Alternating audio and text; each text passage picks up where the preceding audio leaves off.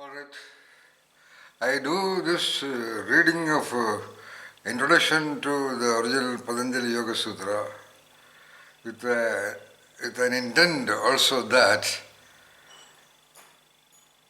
I I would introduce my concept of Jeevi Yoga also by taking um, ideas and concepts of Patanjali Yoga Sutra. Jeevi Yoga is the real Patanjali Yoga, in fact, that you will realize, you will recognize as I go through the introduction part, as well as when I give my interpretation or create analytical projections into the various sutras in the text also. Hi, hello. This is from the Jeevi Yoga of Genius Choice Institute. Okay. I am going to read out a marvelously original piece of introduction or preface. Introduction. And that is the introduction to perhaps the Mount Everest, the topmost written document that I consider. So, the Patanjali Yoga Sutra, the Yoga Sutras of Patanjali, kind of an original copy, original translation, published by the company, the top company in India, Motilal Benares Vidyas and Publishers Private Limited, Delhi. The Yoga Sutras of Patanjali. I suppose you can read it. Yeah. It is a marvelous book, totally about 120 or so pages, A4 size kind of thing. With marvelously short pictures, black and white pictures by the world famous photographer Richard Lenoir.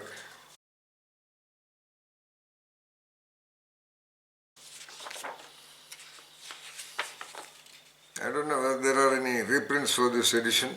This was first printed in 1989. Okay. I think it's a rare book. There could be other translations of the Patanjali Yoga Sutra, of course. This is a translation by again a genius,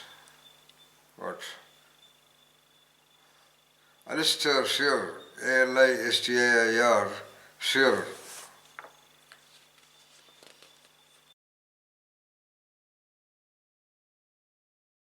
So the introduction to this book is unique to this book.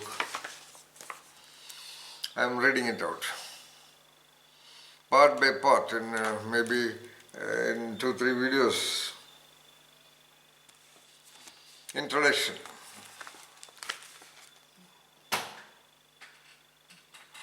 A beautiful short here. Okay.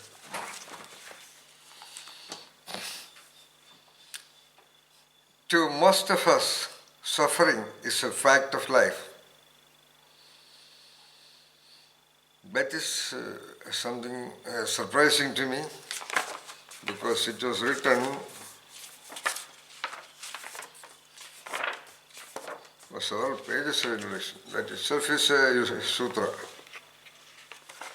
In 1980, by Said Mavgan in Pydar, P-Y-D-A-R, Cornwall. Actually, I don't know where it's sold. Anyway, written in 1980. So the first sentence in introduction is, to most of us, suffering is a fact of life. Oh, to most of us. It seems inevitable, despite all our attempts at consolation. Consolation? Or despite all our attempts to find the solutions. So, most of the classical tests of this kind are oriented towards consolation only. So does it imply that even this book, Patanjali Yoga Sutra, would end up only as a consolation and the suffering will survive it?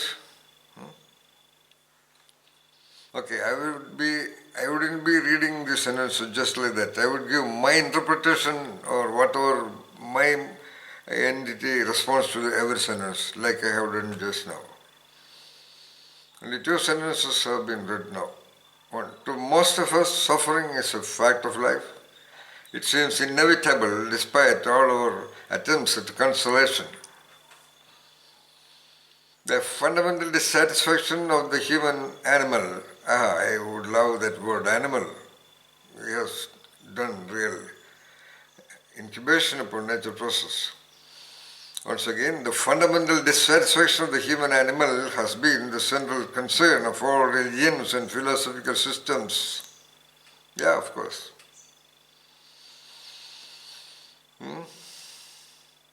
Yeah, religions are so acceptable, so universal. That itself is the evidence that suffering is a fact of life. But despite religions, suffering continues, so religions are after all only what you call medium of consolation. Okay, yeah, that's true. People want consolation for today, go a night's sleep and then tomorrow again fresh, again suffering, then consolation. So it's a cycle of like dark and light. Consolation, again problem, suffering, again consolation, again suffering, again consolation, again suffering. So that's the wave pattern. Okay, the night and the day. So, repeat, the fundamental dissatisfaction of the human animal has been the central concern of all religions and philosophical systems. Full stop. Faced with our inability to remain happy. Faced with our inability to remain happy, all the great teachers, T capital letter, all the great teachers have adopted the most practical approach to wave interaction. That's beautiful. Inability to remain unhappy.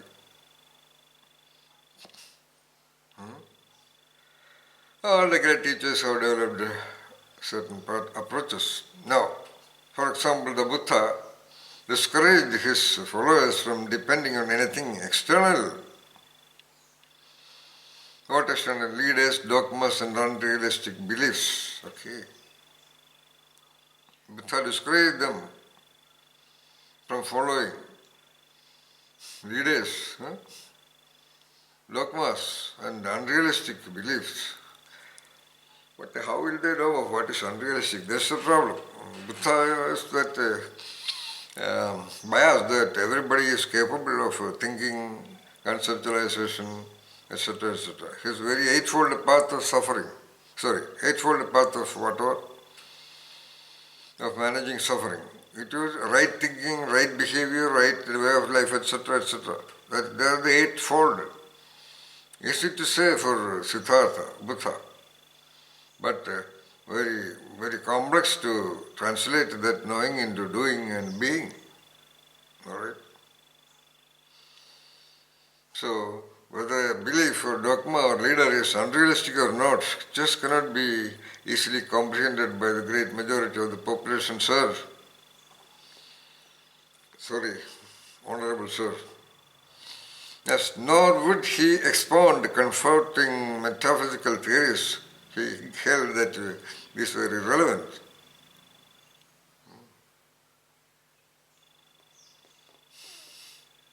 Buddha pointed out that, I'm cutting short certain sentences, he pointed out that all things are impermanent, that our lives are short, restricted and ultimately unsatisfying.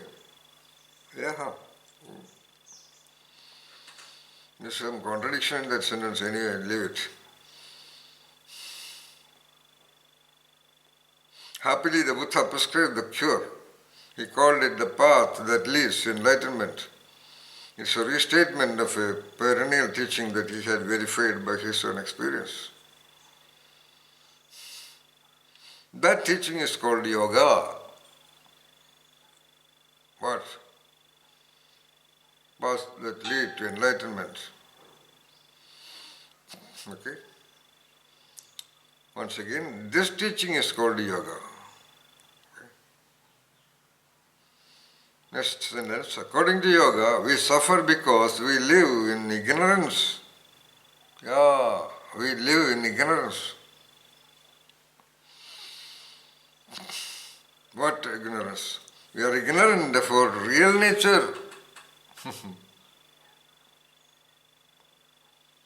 You need creative analytic perception and introspection and proprioception. You need what I call first the yoga with the you who is doing all these things, which I call the Jeevi yoga. Real nature. Our true nature lies beyond the restrictions of our careworn and humdrum existence. Okay.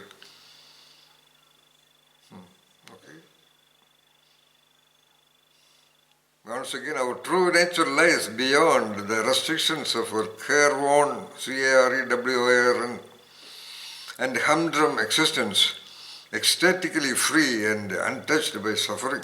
That is our real nature. Ecstatically free and untouched by suffering. Oh, that is where the topic is introduced, which is a tricky situation. Deep within the mind, beyond the faintest flicker of thought, it is experienced as an undying and omnipresent vastness. Oh, essence of yoga is already mentioned. Beyond the faintest flicker of thought, yoga, chitta, vritti, nirodha.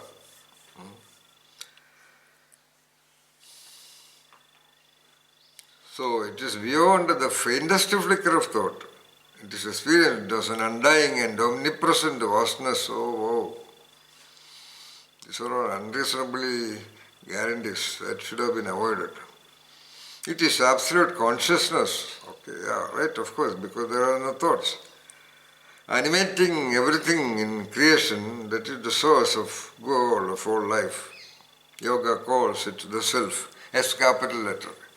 Yoga calls that self, or rather self is the word used to talk about that. There should have been some other word, because self already is a lot of diluted and corrupted and taken for granted. Okay. So already this introduction writer is talking the same thing, yoga, chitta, vritti, nirodha, which is a central concept in Patanjali Yoga Sutra also. So, yeah, that's beautiful. Now comes the Jeevi Yoga part, okay, rather the Rasayanic part. The nature of life is to grow towards an ever more perfect and joyous expression of itself. Okay, that is a great philosophy, all right. Each living being has a nervous system, no matter how rudimentary, of course. From the basic protozoa and amoeba to marvelously displayed in an earthworm and gigantically expanded in the human central nervous system and the body design. Okay. Each living being has a nervous system, no matter how rudimentary. Now, next sentence. This acts as a localized reflector of all pervading consciousness, just as mirror reflects light. Oh, wow, that core truth. This is the area which I specify for Jeevi Yoga. Okay? What? Comprehending the nervous system and so on. By taking certain asanas and doing certain yogic eccentric manipulations or movements of the body, with a trained mind, with freedom from mindset blocks. That is Jeevi Yoga. Okay, coming back to Patanjali Yoga Sutra. So each nervous system is a localized reflector of all pervading consciousness, just as a mirror reflects light. The more developed the nervous system, the more it will express the qualities of pure consciousness. That means the more developed. That's the only difference between an earthworm or a bird or a human being. The most developed by available information. The more developed the nervous system, the more it will express the qualities of pure consciousness, intelligence, creativity and bliss. Some new dimensions he is talking about. Intelligence, creativity and bliss, all right. Yoga is the transformation into, that's all. Again, to my critical view, there is an unnecessary sentence there. Yoga is the transformation into the divine, D capital letter, and of the divine into everything. Sure. Why did they use this word, sir? Divine is a very corrupt word. Yoga is the transformation into the divine and the divine into everything. Meditation is the key. So he is bringing in that Christian element here also, actually. Okay.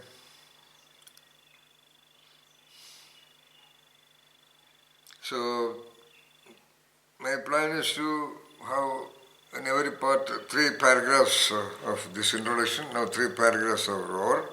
Page number 9, Patanjali Yoga Sutra by Alistair Learer, published by Motilal Banarasi Das, 1989. So see you in the next video.